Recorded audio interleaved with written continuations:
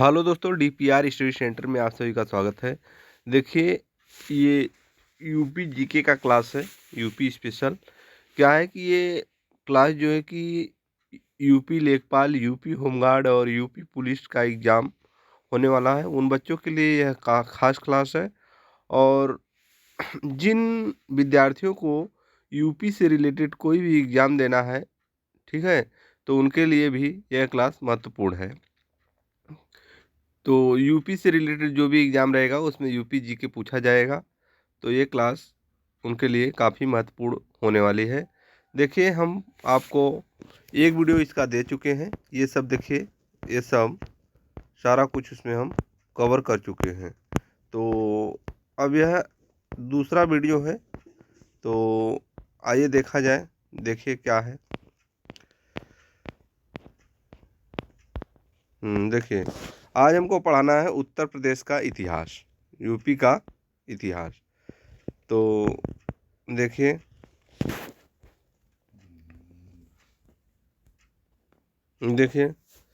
प्राचीन काल में गंगा के मैदान में स्थित उत्तर प्रदेश का क्षेत्र मध्य देश कहलाता है। प्राचीन काल में गंगा के मैदान में स्थित उत्तर प्रदेश का क्षेत्र मध्य देश कहलाता है। मध्य देश वर्तमान में उत्तर प्रदेश, मध्य देश वर्तमान वर्तमान उत्तर प्रदेश में कुरु, पंचाल, काशी, कौशल, सूरसेन, चेदी, वत्स तथा मल्ल महाजनपद स्थापित थे। ठीक है, आगे देखिए क्या है। देखिए, मिर्ज़ापुर मिर्ज़ापुर बुंदेलखंड प्रतापगढ़ के सराय नाहर क्षेत्र में खुदाई के परिणाम स्वरूप प्राप्त प्राचीन और नवीन पाषाणकालीन औजार हथियार था। मेरठ, आलमगीर में जो हड़प्पा कालीन वस्तुएं मिली हैं, उनसे यह ज्ञात होता है कि यहाँ का इतिहास बहुत प्राचीन है। मध्य पाषाणकालीन मानव के अस्थि पंजर के कुछ अवशेष प्रतापगढ़ के सराय नाहर राय से माधा नामक स्थान से प्राप्त हुए हैं। आगे देखिए,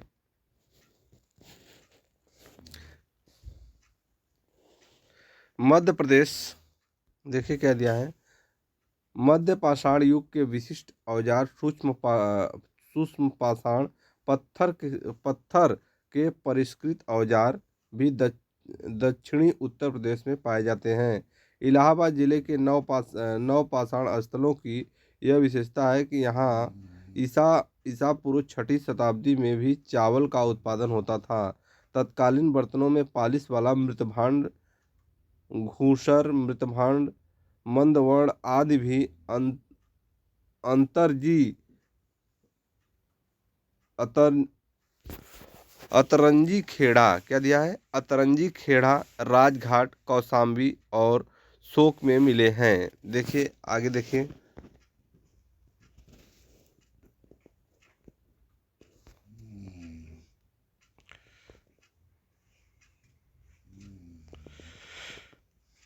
देखिए, नवीनतम खोजों के आधार पर भारतीय उपमहाद्वीप में प्राचीनतम कृषि साक्ष्य वाला स्थल संत कबीर जिले में स्थित लहुरा देव है। जब बाहर से आर्य आए, उन्होंने सबसे पहले भारत में सप्त सिंधु या 7 नदियों द्वारा सिंचित प्रदेश में बस्तियां बनाई। प्रारंभ में कुछ प्रमुख घरानों के नाम इस प्रकार थे। पुरु, तुर्वस, यदु, अनु और द्रुहा, ये 5 घराने पंचजन कहलाते थे। धीरे धीरे आर्य पुरु की ओर अग्रसर होने लगे। कौशल और विदेह पर ब्राह्मणों और क्षत्रियों द्वारा अधिकार कर लिया गया। इसका वर्णन शतपथ ब्राह्मण में मिलता है। देखिए,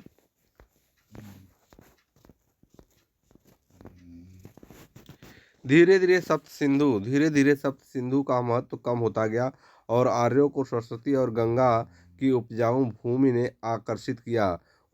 यही उनकी संस्कृति, साहित्य, आध्यात्मिक और राजनीति का केंद्र बना।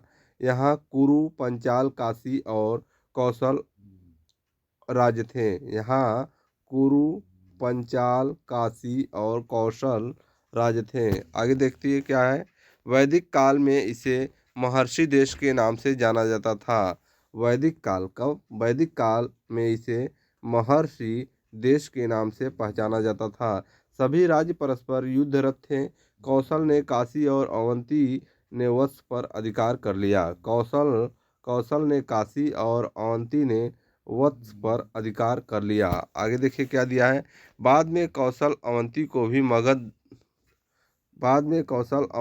भी मगध द्वारा अपने राज्य में मिला लिया गया, जिसके कारण मगध राज्य सर्वशक्तिशाली हो गया। मगध में क्रमशः हर्यांग, शिशुनाग और नंद वंश का राज्य रहा। मगध में क्रमशः हर्यक, शिशुनाग और नंद वंश का राज्य रहा। आगे देखिए।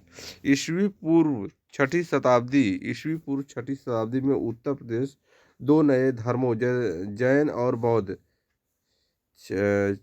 ईस्वी पूर्व छठी शताब्दी कब? छठी शताब्दी में उत्तर प्रदेश दो नए धर्मों जैन और बौद्ध धर्म के संपर्क में आया। इस काल में गौतम बुद्ध, महावीर, मखखली पुत्र गोशाला था अन्य महान विचारकों ने उत्तर प्रदेश में क्रांति कर दी। आगे देखिए।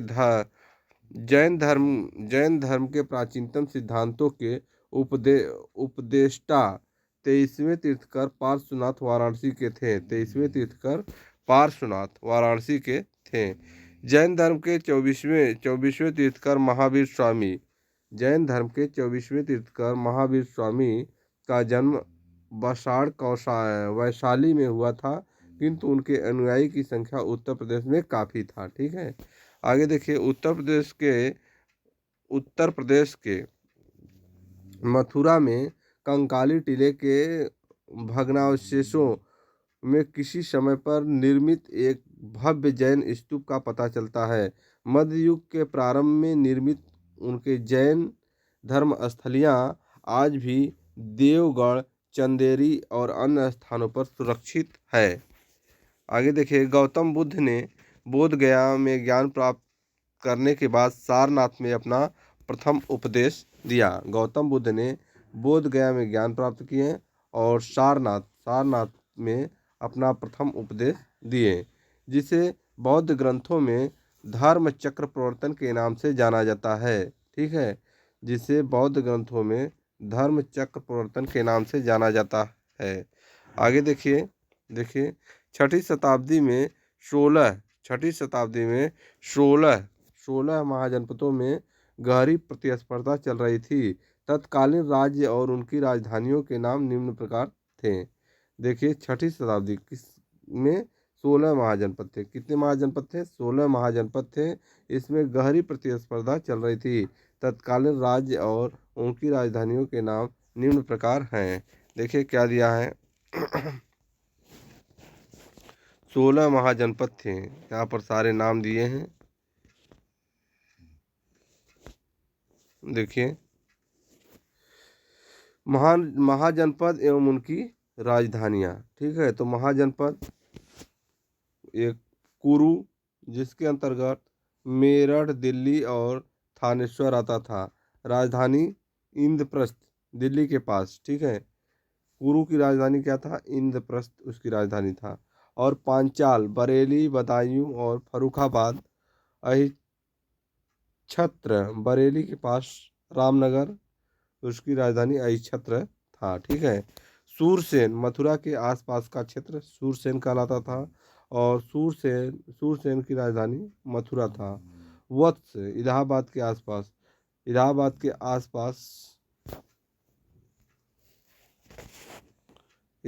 के आसपास देखिए। कोसम। ठीक है। वत्स की राजधानी कौशाम्बी और कौशल की राजधानी साकेत। अवध या अयोध्या या और बस्ती गोंडा। ठीक है। मल्ल की राजधानी कुशीनगर, जिला देवरिया और कुशीनगर, कसिया और पावा, पडरौना ये सब क्षेत्र आते थे। काशी, वाराणसी और इसकी राजधानी बनारस थी। अंग देश की राजधानी चंपा थी। अंग देश भागलपुर का क्षेत्र था। और मगध की राजधानी क्या थी? दक्षिणी बिहार, गिरिब्रज, राजगृह, बिहार शरीफ के पास राजगीर, वज्जी जिला दरभंगा और मुजफ्फरपुर, ठीक है। मिथिला जनकपुर नेपाल सीमा पर, और वैशाली जिला मुजफ्फरपुर, और चेदी बुंदेलखंड शुक्तिमती संभवतः बादा के पास। देखिए इसमें क्या है कि अंग अंग अंग की राजधानी चंपा, मगध की राजधानी गिरिब्रज, और वज्जी की राजधानी मिथिला जनकपुर। ये तीनों जो है बिहार से रिलेटेड जो है कि महाजनपद थे। मत्स्य की राजधानी जो है कि जयपुर क्षेत्र था, तो इसका राजधानी विराट। अस्मक, पांड्य, अवंती, उज्जैनी और गांधार, तक्षशिला तक्षशिला और कंबोज की राजधानी राजापुर। ये सब 16 महाजनपद आपके थे। तो आगे देखिए, बौद्ध धर्म के प्रवर्तक गौतम बुद्ध का जन्म। बौद्ध धर्म के जो प्रवर्तक थे गौतम बुद्ध, इनका जन्म नेपाल में लुम्बिनी नामक स्थान पर हुआ था। कहाँ पर? लुम्बिनी कहाँ पड़ता है? नेपाल में लुम्बिनी नामक स्थान पर हुआ था। बुद्ध ने अपने जीवन में सर्वाधिक उपदेश कौशल देश की राजधानी श्रावस्ती में दिए थे। कहाँ पर दिए थे? श्रावस्ती में। कौशल देश की राजधानी श्रावस्ती में दिए थे। देखिए देख लेते हैं यहाँ पर, कौशल देश की राजधानी श्रावस्ती। कौशल यहाँ पर दिया हुआ है, कौशल देश की राजधानी श्रावस्ती, ठीक है। कौशल देश की राजधानी श्रावस्ती में दिए थे। आगे देखिए,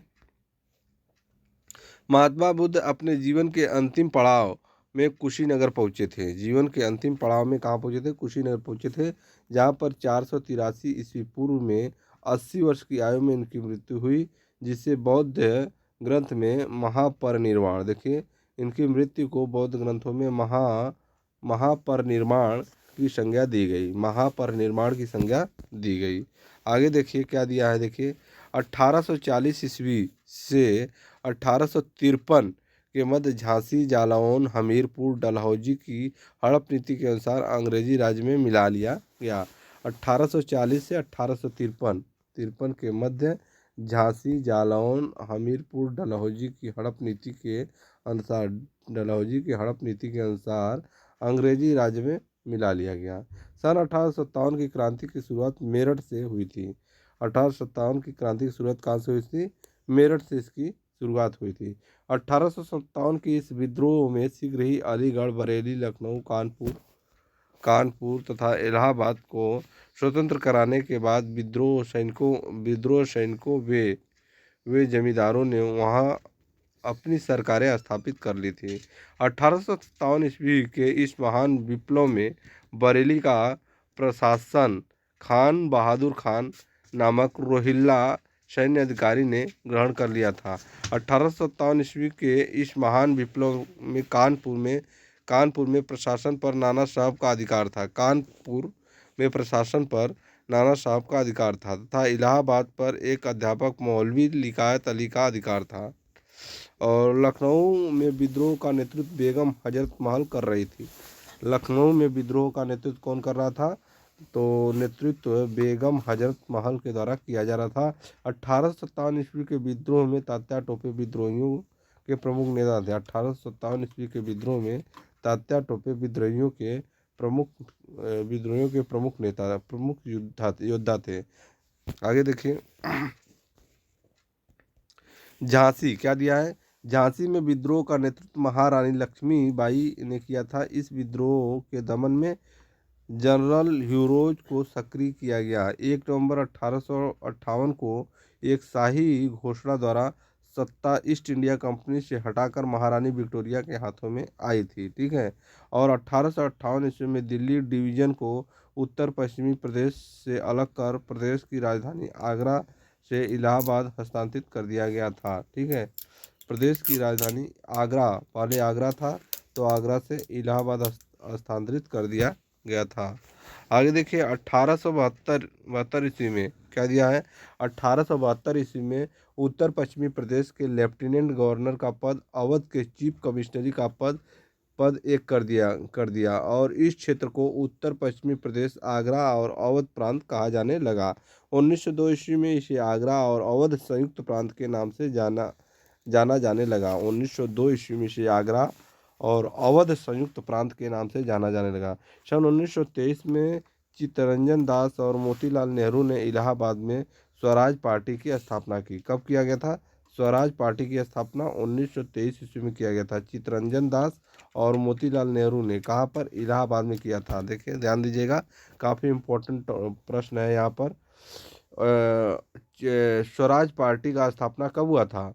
तो यह हुआ था 1923 ईस्वी में हुआ था। किसके द्वारा किया गया था? चित्तरंजन दास और मोतीलाल नेहरू द्वारा। कहाँ किया गया था? इलाहाबाद में किया गया था। आगे देखिए, भारतीय राष्ट्रीय कांग्रेस ने उत्तर प्रदेश में सन 1947 ईस्वी तक कुल 9 अधिवेशन हुए थे।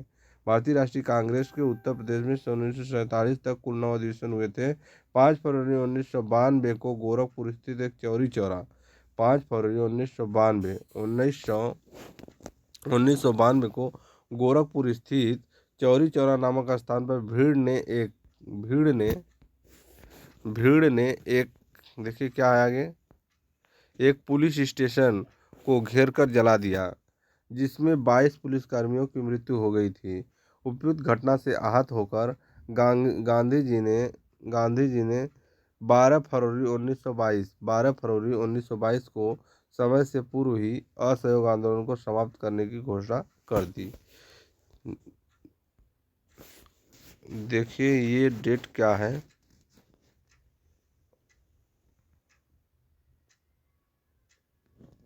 1947। ये डेट गलत दिया हुआ है, ठीक है। यहाँ पर 1922 5 फरवरी 1922 को गोरखपुर नामक स्थान पर भीड़ एकत्रित। ये 1992 नहीं होगा, ये 1922 होगा। 1922 होगा, ध्यान दीजिएगा, ठीक है।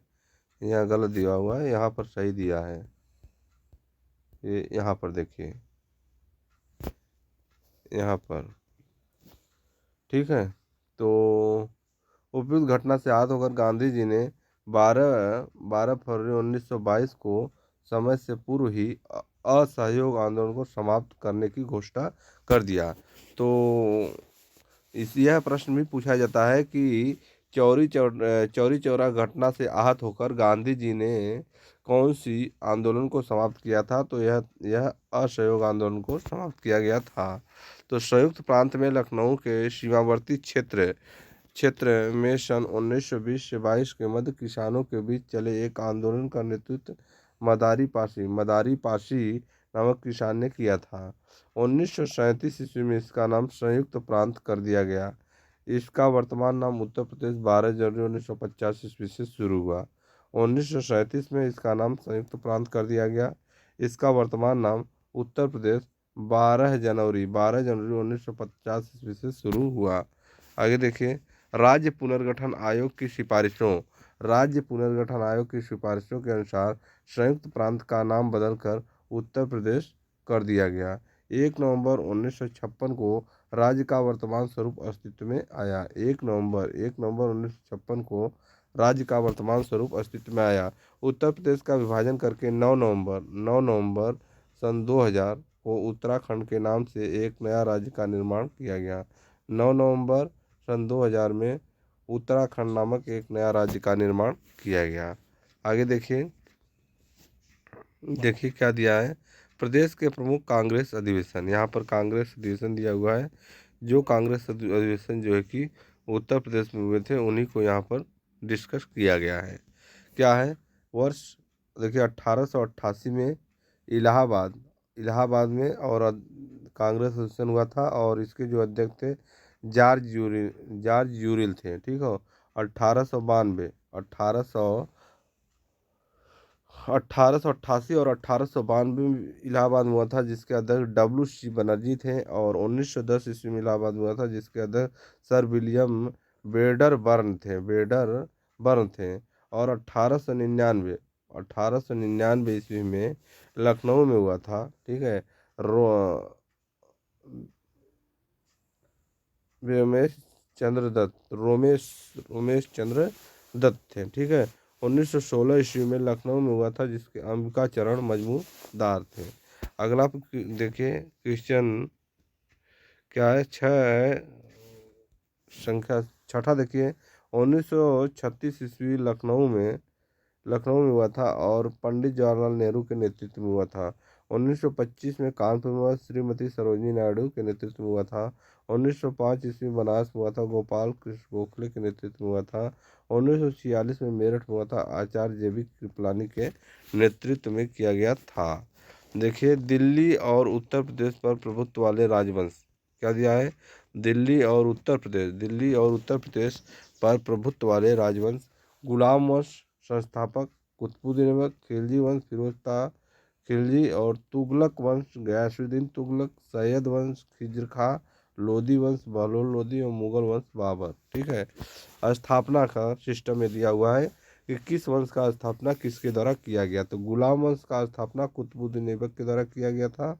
खिलजी वंश फिरोज खिलजी, तुगलक वंश गयासुद्दीन तुगलक और सैयद वंश खिज्र खां, लोधी वंश बहलोल लोधी और मुगल वंश बाबर के द्वारा स्थापित किया गया था। तो इसका समय काल भी यहाँ पर दिया हुआ है। मुगल वंश 1526 से 1707 में स्थापित किया गया था। बहलोल 1451 से 1526, खिज्र खां 1414 से 1451, गयासुद्दीन तुगलक 1320 से 1413, फिरोज तुगलक 1290 से 1320, कुतुबुद्दीन ऐबक 1206 से 1290 में इसका जो है कि कार्यकाल था। आगे देखिए प्रमुख ऐतिहासिक युद्ध देखिए क्या है। मेनांडर युद्ध 182 ईस्वी ईसा पूर्व जो है कि हुआ था। मेनांडर ने उत्तर प्रदेश की विजय के दौरान मथुरा पर अधिकार कर लिए थे।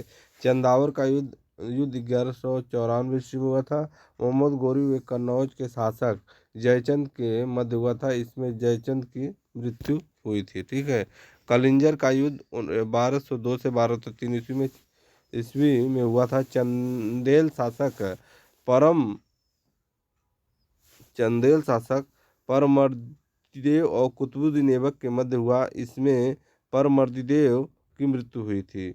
जौनफर क्या दिया है, जौनफर का युद्ध 1478 ईस्वी में हुआ था। बहलोल लोधी ने जौनपुर पर अधिकार कर लिया था। जौनफर किसे बोला जा रहा है, जौनपुर को बोला जा रहा है। खानवा का युद्ध 1527 में बाबर और राणा सांगा के मध्य लड़ा गया था। और कलिंजर का द्वितीय युद्ध 1545 ईस्वी में लड़ा गया था। शेरशाह सूरी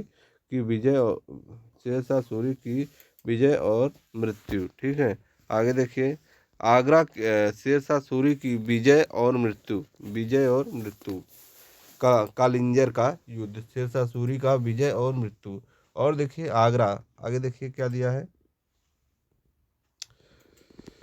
आगरा का द्वितीय युद्ध 1554 से 1556 के मध्य लड़ा गया था। इस लंबे युद्ध में सिंहासन हुमायूं के अधिकार में था। और बनारस का युद्ध था 1780 में इसे लड़ा गया था।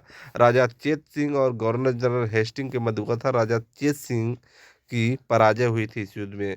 और मथुरा का युद्ध जो था 1804 ईस्वी में लड़ा गया था। 1804 ईस्वी में मराठों और अंग्रेजों के मध्य हुआ था, जिसमें जनरल लेक पराजित हुई और मथुरा और आसपास के क्षेत्र पर मराठों का अधिकार हो गया था। आगे देखिए क्या दिया है। चिनाहट का युद्ध 1857 ईस्वी में हुआ था। अवध की बेगम हजरत महल और अंग्रेजों के मध्य, जिसमें अंग्रेजों को विजय मिली और 6 सितंबर 1857 ईस्वी को अवध पर अंग्रेजों का अधिकार हो गया था। देखिए उत्तर प्रदेश स्थित प्रमुख मध्यकालीन इमारतें दिया हुआ है और स्थान और जो है उसके निर्माणकर्ता कौन थे, सारा कुछ यहाँ पर दिया हुआ है। और यह काफ़ी इम्पोर्टेंट होता है, पूछा जाता है। देखिए जामा मस्जिद बाबर के द्वारा बनवाया गया था। कहाँ पर स्थित है, तो संभल में स्थित है।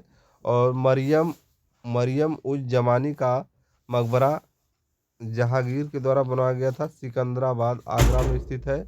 अकबर का मकबरा जहांगीर के द्वारा बनाया गया था। सिकंदराबाद आगरा में स्थित है। और मादौल्ला का मकबरा नूरजहाँ बेगम के द्वारा बनवाया गया था, आगरा में स्थित है। और दीवाने आम दीवाने खास शाहजहाँ के द्वारा बनवाया गया था, आगरा दिल्ली में स्थित है। जहांगीर महल अकबर के द्वारा बनवाया गया था, कहाँ पर स्थित है, आगरा में स्थित है। ठीक है। आगरा का किला अकबर के द्वारा बनाया गया था, आगरा में स्थित है। ताजमहल शाहजहाँ के द्वारा बनाया गया था, जो कि आगरा में स्थित है। ठीक है। जामा मस्जिद शाहजहाँ के द्वारा बनवाया गया था, आगरा दिल्ली में स्थित है। लाल दरवाज़ा मस्जिद मोहम्मद शाह के द्वारा बनाया गया था, जौनपुर में। और जामा मस्जिद हुसैन शाह सरकी के द्वारा जौनपुर बनाया गया था।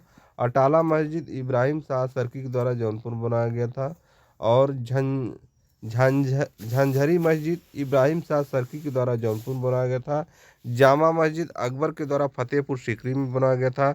शेख सलीम चिश्ती का मकबरा अकबर के द्वारा फतेहपुर सीकरी में बनाया गया था। ठीक है। और इस्लाम खां का मकबरा अकबर के द्वारा सीकरी में ही बना था। बुलंद दरवाज़ा अकबर ने बनवाया था फतेहपुर सीकरी में। खास महल अकबर के द्वारा बनवाया गया था, फतेहपुर सीकरी में स्थित है। बीरबल महल अकबर के द्वारा बनवाया गया था, फतेहपुर सीकरी में। जोधाबाई महल अकबर के द्वारा बनवाया गया था, फतेहपुर सीकरी में। तो ये सारे जो है आपको करा दिए। यहाँ से एक नंबर का क्वेश्चन पूछा जाता है कि ये जो इमारतें हैं किसके द्वारा निर्मित की गई थी और यह कहाँ पर किस स्थान पर इसका निर्माण हुआ है। यहाँ से एक नंबर का क्वेश्चन पूछ लेता है छोटा सा, और आप लोग गलत करके चले जाते हैं। ठीक है। तो ध्यान दीजिएगा। अब आज के लिए इतना ही, फिर मिलते हैं नेक्स्ट वीडियो में। अगले वीडियो में हम आप लोगों को पढ़ाएंगे भौतिक स्वरूप। अगला टॉपिक हमारा होगा, क्या होगा, भौतिक स्वरूप। ठीक है। इसकी भौतिक स्वरूप, हम यूपी का भौतिक स्वरूप देखा जाएगा, इसकी भौगोलिक दृष्टि से उत्तर प्रदेश का ये सारा जो है देखेंगे हम लोग। तो नेक्स्ट वीडियो में देखा जाएगा। तब तक के लिए धन्यवाद।